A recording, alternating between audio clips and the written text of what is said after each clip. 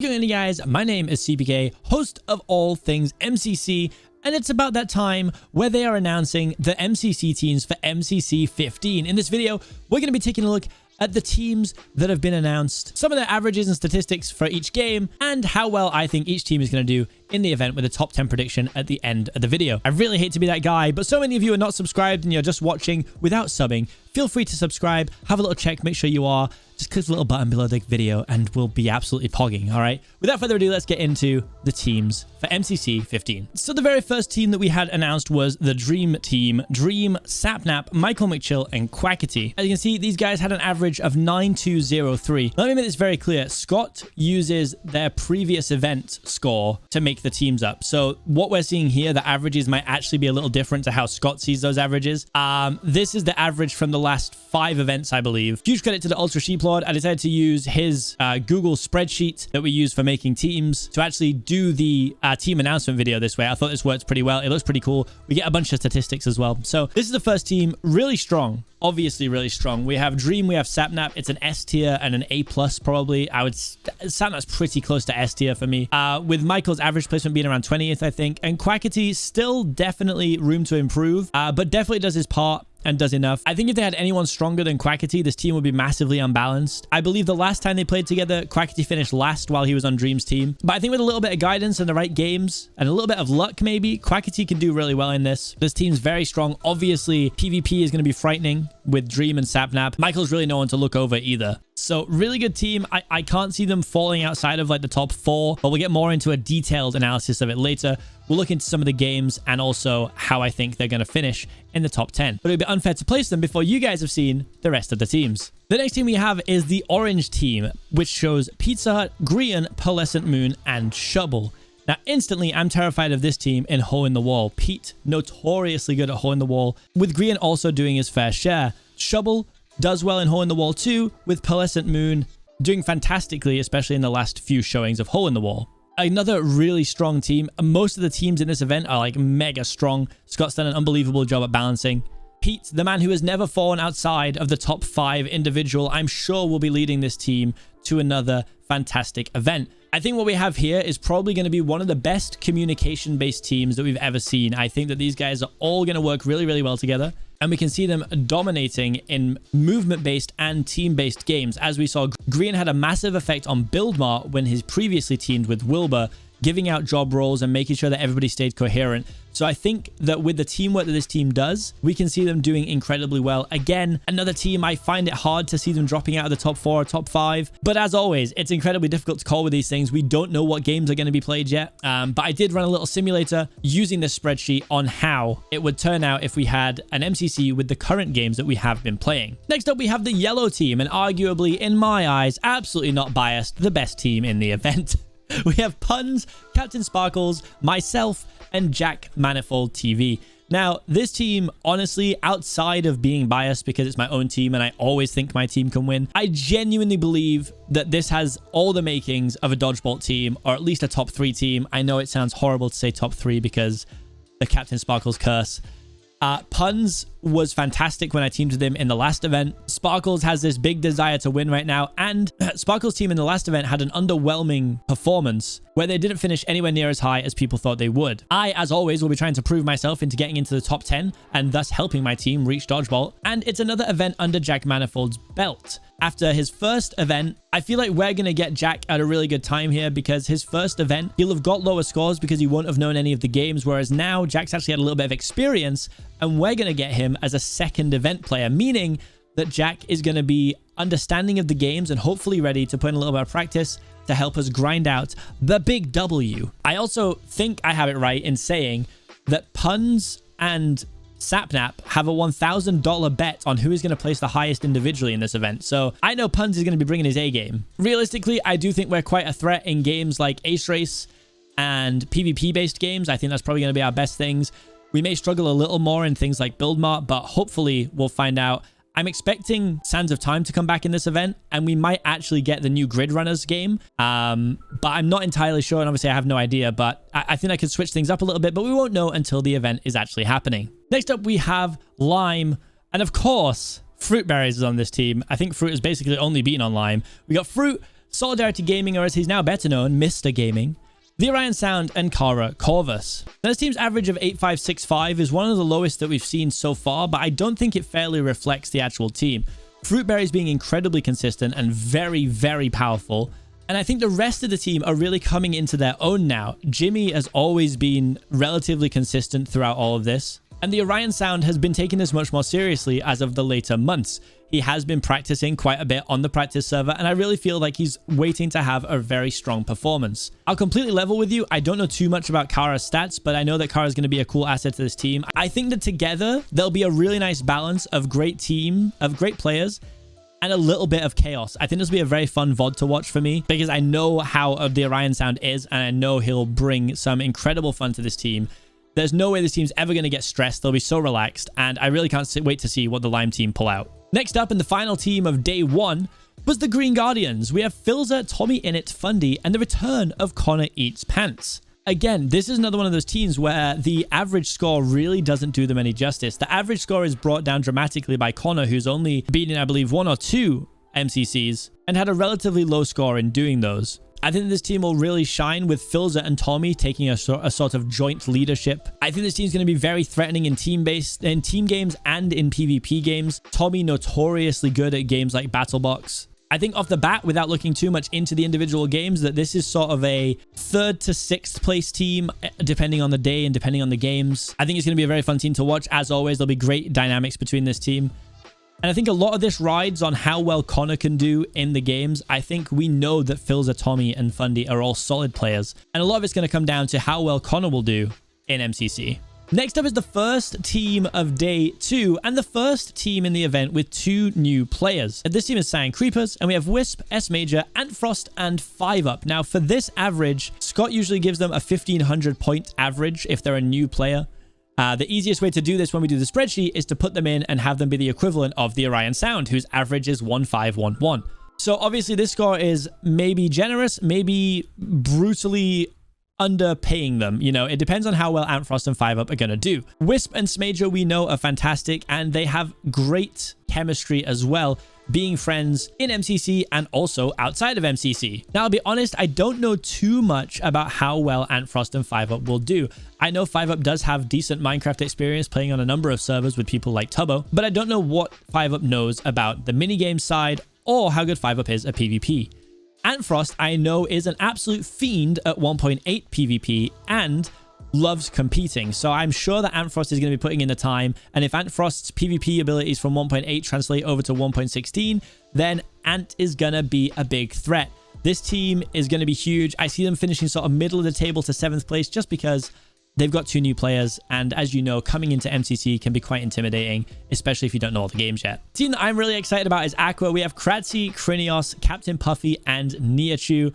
This will be a very fun team to watch. It's also great to see that Krinios is going to be competing in this event after having to drop out of MCC Pride. I think Kratzy and Krinios are both 100% capable of getting top 10 and frequently have got top 10, and should be a very cool dynamic with Puffy and Niachu. I think in general, this team, they'll be looking to take PvP games later to maximize score output from those games. Things like survival games, I'm expecting this team to be very good at. And I think all in all, going to be a great team to watch. Next up, we've got our next new player and a cracked team. The Blue Bats are Quig, Smallish Beans, Fwip, and Preston. Now, this is going to be a very interesting one because, as I said, when Scott brings in a new player, they get a 1500 average as what they're going in as.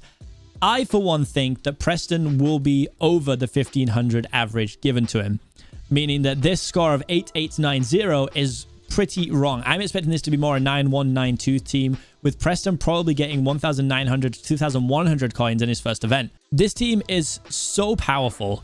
Quig obviously consistently does incredibly well, with the addition of Smallish Beans and Fwip, who again are very consistent all-rounders. We're talking this is a team that can PvP. This is a team that can do build mart well. This is a team that's going to do well in parkour tag. I don't see the negatives of this team at all. And I think the 8890 average is ludicrously underrating them. And I genuinely believe that this team could quite easily walk into Dodgeball depending on the day and what games we get. Obviously right now we don't know, so it's hard to say. But again, a very, very powerful team, and I'm looking forward to seeing how this team does. Second to last, we've got the purple team with Illumina, In the Littlewood, False Symmetry, and Rendog. Again, another team with a really good mix and painfully brutal averages. 8106, I don't think does any justice to this. We have False, the back-to-back winner. Ren has also placed incredibly high. Martin in the Littlewood is now becoming such a powerful MCC contestant. It's crazy. He's been putting in a lot of practice, and you've seen his averages just slowly increase in event on event. And I'm looking forward to seeing how well In the Littlewood can do with someone like Illumina probably leading the pack. Illumina, very, very good all-round gamer and got first individual in MCC Pride. And I think he's going to be looking to come off the back of that. This team, I think statistically, will probably be put sort of 8th to 10th in most people's predictions. Realistically, I see this team being a top 4 team, providing that things go right on the day, and I look forward to seeing what they can do in the event. Arguably the one you've all been waiting for, it's the Pink Parrots, Taffel, Wilbursut, Tubbo, and Ranboo. That's right, the legendary Ranboo, banned from the event Ranboo, is finally in his first MCC for MCC 15. Ranboo obviously gonna have great chemistry with Wilbur and Tubbo, and I actually didn't know this until recently, but I saw that Ranboo was actually playing Bed Wars with Tappel, so I guess they know each other there. I didn't know that personally. So this team's chemistry should be fantastic. I don't have a clue how good Ranboo is. If you guys can let me know in the comments what player you'd compare him to, that would be fantastic. But again, this team, 8316, they're being battered by that rule of averages here. I think that providing this team is going to try hard and not just go for, and isn't going to play for content stuff, which there's always a chance of when it's Wilbur, Tubbo, and Ranboo. I do think this team is going to try to do their best, and I think we're going to see a strong performance out of them. I want to call it right now. I think we're going to get Wilbur's strongest cannon performance for MCC. That's just my early prediction. And I think we're going to see Ranboo finish somewhere between 25th and 35th place, just off the top of my head, without knowing too much about him. But those are the teams, and I think they are fantastic. Scott, again, has smashed it. It's getting harder and harder for him to make teams, but he's getting better and better at it, so it's actually insane. So as you can see here, this is what the teams look like when you run them through Ultra Sheep Lord's spreadsheet. And as you can see here, we've got all the averages. Now, the average of Cyan makes the teams look like there's a huge disparity. 1610 is obviously massive. The thing is that they're coming in with 2 players coming in at the bang average of 1511, which is unfair to them potentially. And Frost and Fiver could be way better than that. We don't know until the event actually happens. I would say they're probably around 1.8 to 2,000 players. So this could come up to sort of 8,300-ish, I think, making the disparity in range much, much less. But this is how it looks, okay? And you can see one thing that I find very interesting. I love seeing the dodge bolt accuracy, so shot accuracy versus dodge accuracy. And what you can see on some of these teams is that some of them have incredibly high rates of dodging. People like Illumina has barely been hit in dodge bolt. Same goes for Wisp. Huge, huge dodging ability. I am sitting at a very comfortable 52.63%. But what I do think is quite good for myself here is the fact that I have a 50% hit ratio in dodgeball, which is very interesting. You know, realistically, there aren't that many people with much higher. I mean, we've got 56% here, 55% on fruit berries, 50% here on Wisp.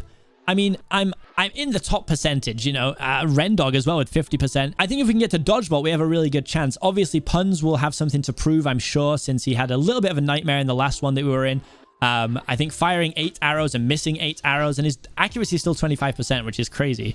And then what we actually have here is the averages in all of the teams. So there's a lot of numbers here, and there's a lot of stats. Now, what I think is the easiest way to do it is to come over to down here, and you can actually make your own MCC. So this is like a simulator. So you can do like game 1, game 2, game 3, all the way through to game 8, and you can actually pick the games. So what I did was I took a random shot in the dark of games that I think we could get. So I put it as if, so we have survival games, ace race, sky battle, battle box, hole in the wall, parkour tag, build mart, and to get to the other side. Now I think this is a reasonable way that this could happen. I think people are going to want survival games out of the way early because of the whole shenanigans with survival games being late. It's brutal for the teams that are high placed. So I think we're going to see that out early. I hope to see build mart a little earlier than this. But theoretically, let's say that this was the outcome. You can see here that the winner of this one statistically would be my team, the Yellow Yaks, which is wonderful because we have the worst luck. We have myself and Captain Sparkles, who always finish 17th. And we also have Sparkles, who is notorious for making teams come third place. However, the only good thing we have, the good omen, is that the Yellow Yaks is the only team in the whole event to have never finished in third place.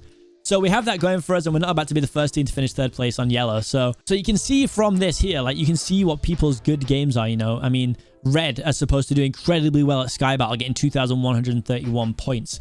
Also good at Battle Box. You know, we lack a little in Sky Battle, but we make up for it in Battle Box.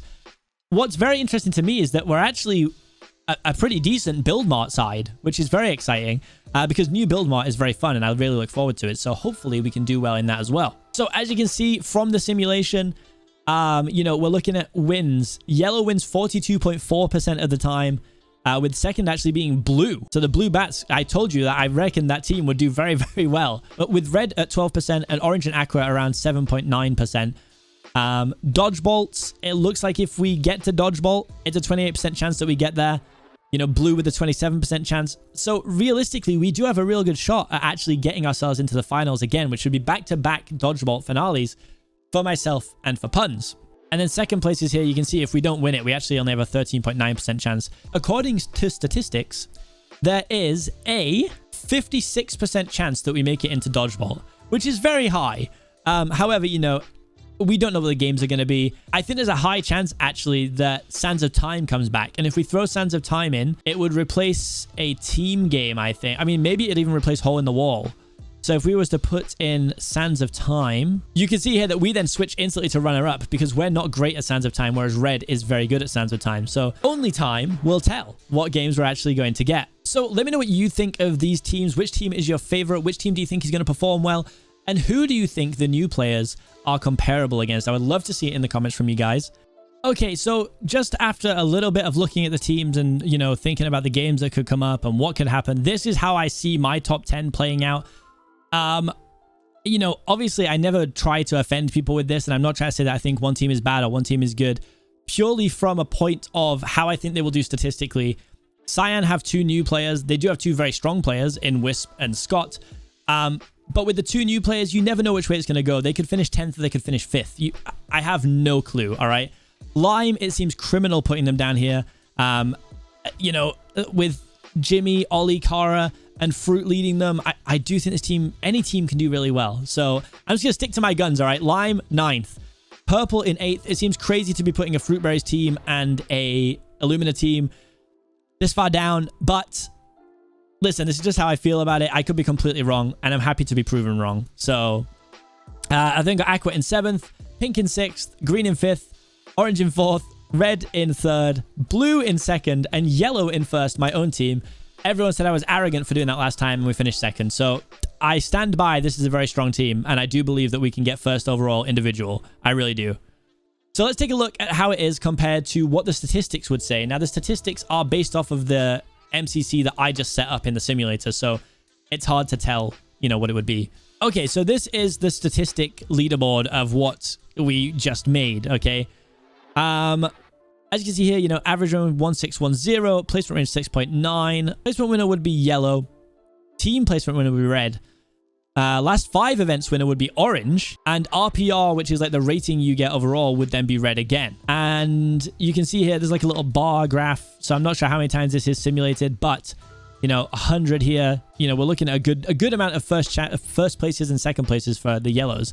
So the statistic leaderboard is red 1st, yellow in 2nd, so slightly different to myself, orange in 3rd, whereas I have orange in 4th, blue in 4th, where I have them in 2nd, green in 5th, which is what I put as well, lime, aqua, I have aqua in 7th as well, I have pink in 8, they have pink in 8 and I have pink in 6, purple in 9, I have purple in 8, and then we both put cyan in 10. So statistically, I wasn't too far away. I did try and take into account how I think some people will play with certain teams. So I do, obviously statistics can be proven wrong very easily. It all just matters on the day. So these are my thoughts. Let me know your placements as well. I would love to know how you think it's all gonna happen. Thank you so much for watching. I've been Seapeekay. Hopefully you've enjoyed this video and you're gonna subscribe to all things MCC.